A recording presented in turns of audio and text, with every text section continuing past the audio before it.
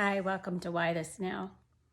So today I'm not really going to go off script, but I'm going to elaborate a little bit more than just what I wrote down for my content today. So if you're just tuning in, Why This Now came out of a time in my life almost 2 years ago now where I was not being able to get to my end of my career that I thought I wanted to do and retire because I had some health challenges. And repeatedly I kept asking God, why this now? Why is this happening now? We had it all organized, we had it all planned out. And no, it's not. It's kind of what I'm talking about today. It was just flipped on my head of what I thought was going to happen didn't happen. So the topic today is acceptance. And so part of that, why this now, I ended up having to accept what was changing. And oftentimes we hear the word acceptance, and that is along the lines of submission. When we have to submit to something or accept something, we always think of that as a negative context.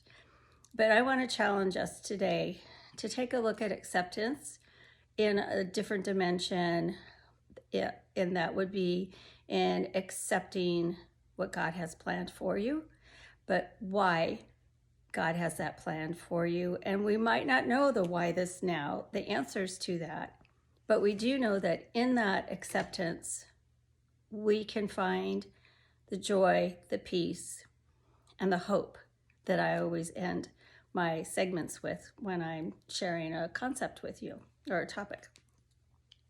So today, in flipping the negative connotation of acceptance on its head, I went to Psalm 139, and it's verses 1 through 16. If you want to pause this and go there, you can. You can go back and check on it later. I'm not going to quote it here, but what I am going to give you is what I found when I was reviewing what acceptance needs to look like in my life. Because if I'm fighting what isn't happening, trying to make it happen, it robs me of my peace and my joy, and it questions my hope. What is it that I have to hope in? Can I really hope in what God has planned for me if I have to accept that these things are not what I thought was going to happen? And in past videos, I have posted about how, Scripture says that man plans his steps, but God puts them to order. So, we have great plans. Yes, plan things. And if it's God's desire, he will help you with those steps. But if it's not, he's going to order your steps somewhere else. It's going to be better. It'll be better than what you have planned. It's far beyond what we can imagine. And that's also in Scripture too.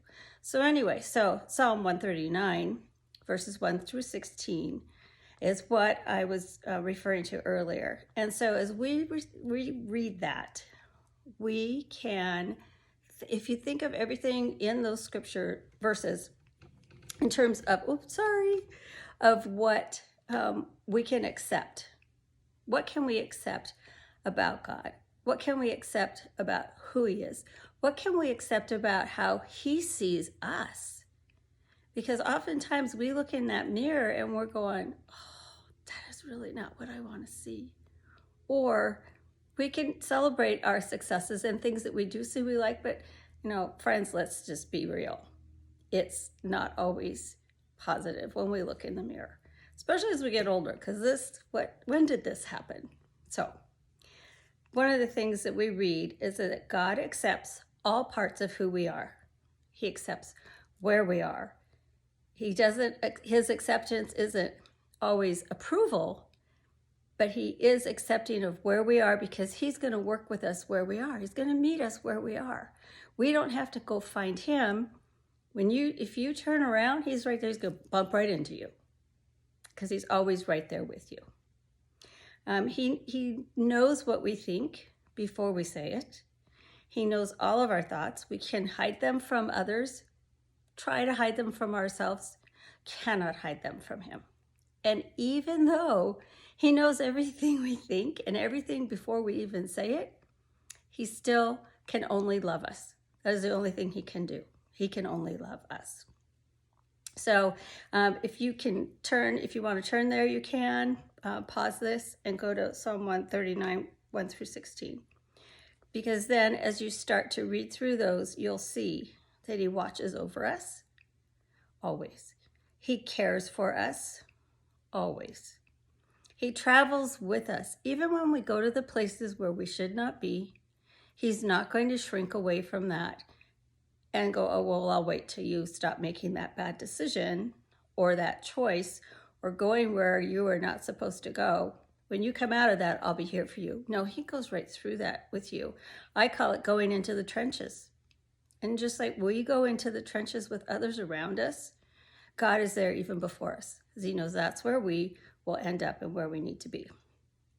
He guides us, and then when we are in those places of darkness or frustration or confusion, he will light that way, because wherever he goes, he dispels darkness.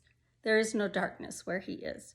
And friends, for those of you that are in a time right now where it's frustrating, it's confusing, some of us are still trying to find our way out of, after the pandemic, now what? Why this now? What now? He's there to light the way for you.